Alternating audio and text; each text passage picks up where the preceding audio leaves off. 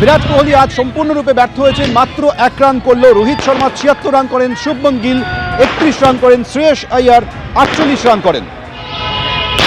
আমাদের সঙ্গে এই মুহূর্তে টেলিফোনে রয়েছে আমাদের প্রতিনিধি সৌমিত্রা। সৌমিত্র, তোমার নিশ্চয়ই মনে আছে যে বিশ্বকাপ ফাইনালে ভারত হেরে যাওয়ার পর যখন টি-20 বিশ্বকাপ ভারত জয় করে সেই ক্ষততে খানিকটা প্রলেপ লেগেছিল, আর আজ চ্যাম্পিয়ন্স ট্রফিতে জয় সেই যন্ত্রণা অনেকটাই লাঘব করলো।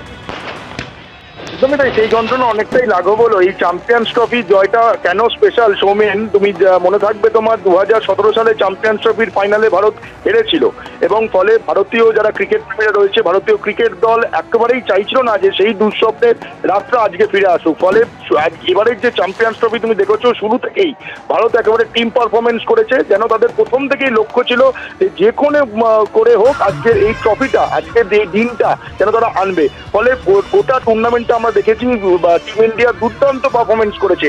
শুধুমাত্র ব্যাটাররা নয় বা শুধুমাত্র বোলাররা নয়, আলাদা করে কাউকে তুমি বা ইন্ডিভিজুয়াল কাউকে তুমি আলাদা করে বলতে পারবে না। গোটা টিম একেবারে টিম পারফরমেন্স করেছে, প্রত্যেকে ব্যালেন্স পারফরমেন্স করেছে শুরু থেকে। এবং আজকের যে ফাইনালটা জিতলো টিম ইন্ডিয়া, আনবিটেন চ্যাম্পিয়ন হয়েছে। প্রত্যেকটা ম্যাচ, গ্রুপ পর্বের ম্যাচ থেকে শুরু করে প্রত্যেকটা ম্যাচ জিতে টিম ইন্ডিয়া জিতে। এই নিউজিল্যান্ডকে গ্রুপ পর্বের ম্যাচে ভারতীয় দল হারিয়েছিল, কিন্তু নিউজিল্যান্ড আজকের এই যে ফাইনালে একটা কঠিন প্রতিপক্ষ ছিল। কারণ কি? কারণ এই নিউজিল্যান্ডের কাছে ভারত বেশ কয়েকবার হেরেছে। তোমাকে যদি মনে করিয়ে দিই, সেটা হচ্ছে 2019 বিশ্বকাপের সেমিফাইনালে নিউজিল্যান্ডের কাছে হেরেছিল। 25 বছর আগে 2000 সালে এই আইসিসি চ্যাম্পিয়ন্স ট্রফির ফাইনালে সৌরভ গঙ্গোপাধ্যায়ের নেতৃত্বাধীন ভারতীয় দল নাইরোবিতে হেরেছিল। সেটার বদলা আজকে হলো। এবং ভারতের মাটিতে টেস্ট সিরিজে এই নিউজিল্যান্ড হোয়াইট ওয়াশ করে দিয়েছিল ভারতকে। ফলে এই যে ম্যাচগুলো বড় বড় ইভেন্টে, এর পাশাপাশি ওয়ার্ল্ড টেস্ট চ্যাম্পিয়নশিপ, সেখানেও ভারত হেরেছিল নিউজিল্যান্ডের বিরুদ্ধে। ফলে এই যে এতগুলো হারের জ্বালা ভারতীয় ক্রিকেটারদের মধ্যে জমেছিল, ফলে আজকের এই যে আইসিসি চ্যাম্পিয়ন্স ট্রফিতে নিউজিল্যান্ডকে হারানোটা অনেক জ্বালা জুড়োনোর ফাইনাল হলো আজকের এই ফাইনালটা, এবং মধুর প্রতিশোধ হলো। এবং তোমাকে বলতে আজকের যে ফাইনালটা তুমি দেখেছো, একেবারে ফাইনালের মতো ফাইনাল হয়েছে, রুদ্ধশ্বাস ফাইনাল হয়েছে।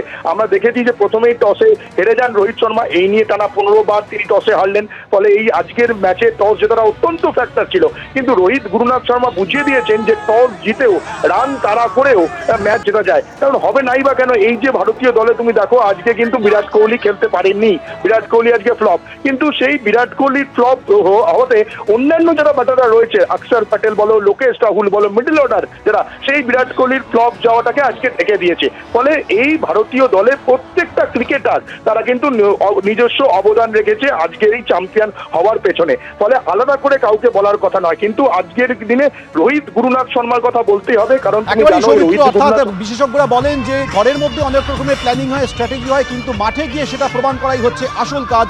সেখানেই ফারাক তৈরি হয়ে যায় যখন একটা টিম ওভারঅল টিম হিসেবে পারফর্ম করে, যার ফলশ্রুতি আজকের এই জয়। ধন্যবাদ।